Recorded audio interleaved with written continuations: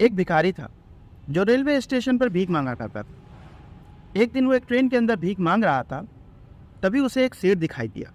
अब भिखारी ने सोचा, अगर मैं इस सेठ के पास जाकर भीख मांगूंगा तो मुझे बहुत सारी भीख मिलेगी। भिखारी तुरंत उस सेठ के पास गया और उससे भीख मांगने लगा। सेठ ने उसकी तरफ देखा और बोला कि तुम हमेशा मांगते ही हो या कभी किसी को कुछ देते भी हो? तो भिखारी ने बोला कि मैं तो खुद भिखारी हूँ, मैं तो भीख मांगता हूँ, मैं भला कभी किसी को क्या दे सकता हूँ। तो सेठ ने कहा, अगर तुम कभी किसी को कुछ दे नहीं सकते हो तो तुम मांगने का भी हक नहीं रखते। मैं एक व्यापारी हूँ और लेन देन में यकीन रखता हूँ। मैं तुम्हें तभी भीख दूंगा जब इसके बदले में तुम मुझे कुछ दोगे।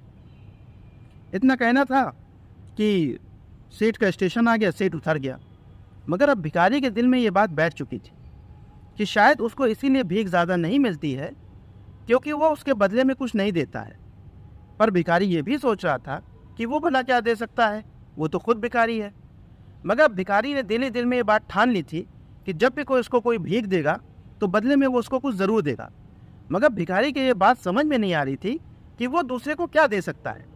यही उधेड़बुन में भिखारी एक पेड़ के नीचे बैठा हुआ था। तभी पेड़ से कुछ फूल टूट के गिरे। अब भिखारी को जब वो फूल दिखाई दिए तो भिखारी की आंखों में खुशी आ गई। भिखारी ने सोचा कि अब जब भी मुझे कोई भीख देगा तो मैं उसके बदले में उसे फूल दूंगा। भिखारी ने अगले दिन खूब सारे फूल तोड़ लिए और रेलवे स्टेशन पर भीख मांगने लगा। अब भिखारी को जो भी आदमी भीख देता, भिखारी उसके बदले में उसको फूल देता। थोड़े दिन में ही भिखारी ने देखा कि अब उसको पहले से बहुत ज़्यादा भीख मिलने लगी है। भिखारी का ऐसे ही दिन चलने लगा। एक दिन भिखारी ऐसे ही ट्रेन में भीख मांग रहा था, तभी उसको वो सेठ फिर से दिखाई दिया। भिखारी दौड़ के उस सेठ के पास गया और भीख मांगा और बोला कि आज मेरे पास आपको देने के लिए कुछ है, आप मुझे भीख दीजिए, बदले में मैं आपको कुछ दूंगा। तो सेठ ने उसको भीख दे दी। भिखारी ने अपनी झोली में से कुछ फूल निकाले और सेठ को दे दिए। सेठ ये देख के मुस्कुराया और बोला कि आज तुम भी मेरी तरह एक व्यापारी हो गए हो। थोड़ी देर में सेठ का स्टेशन आ गया और सेठ उतर गया। मगर अब भिखारी को सेठ की ये बात बहुत पसंद आई। वो बार बार ये बात सोच सोच कर खुश होने लगा। वो इतना खुश हुआ कि मारे खुशी के वो ट्रेन से उतर गया और प्लेटफॉर्म पे मारे खुशी के चिल्लाने लगा कि अरे वाह, अब मैं भी जो है व्यापारी बन गया हूँ, अब मैं भी सेठ बन सकता हूँ, अब मैं भी व्यापारी बन गया हूँ। ये बात जब लोगों ने सुनी तो लोगों को लगा कि भिखारी पागल हो गया है। मगर भिखारी बहुत खुश था। वो मारे खुशी के चिल्लाते हुए स्टेशन से बाहर चला गया कि अब मैं भी व्यापारी बन गया हूँ, अब मैं भी व्यापारी बन गया हूँ, कहते हुए वो स्टेशन के बाहर चला गया। उस दिन के बाद वो भिखारी किसी को दिखाई नहीं दिया। एक साल के पश्चात दो सूटेड वूटेड आदमी ट्रेन पर चढ़े तो दोनों ने एक दूसरे का नमस्कार किया।